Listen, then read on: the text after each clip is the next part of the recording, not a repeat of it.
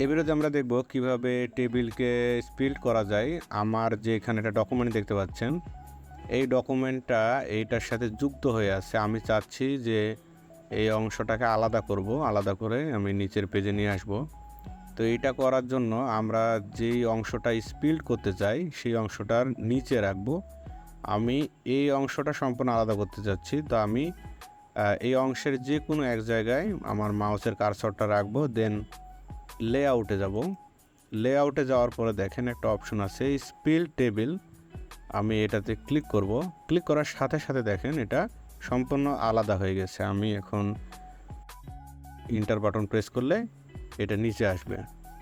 এরকম নিচেও একটা আছে দেখেন, এটাও আমি স্প্লিট করতে যাচ্ছি। তো এটার জন্য আবারও এটাতে রাখবো। রাখার পরে লেআউটে যাব। লেআউটে যাওয়ার পরে স্প্লিট টেবিল, দেখেন এটা সম্পূর্ণ আলাদা হয়ে গেছে। এইভাবে আপনারা এমএস ওয়ার্ডে টেবিল স্প্লিট করতে পারেন খুব সহজে। ভিডিওটি দেখার জন্য ধন্যবাদ। ভিডিওটি ভালো লাগলে একটি লাইক দেবেন, চ্যানেলটি সাবস্ক্রাইব করে রাখবেন এরকম নতুন নতুন ভিডিও পেতে।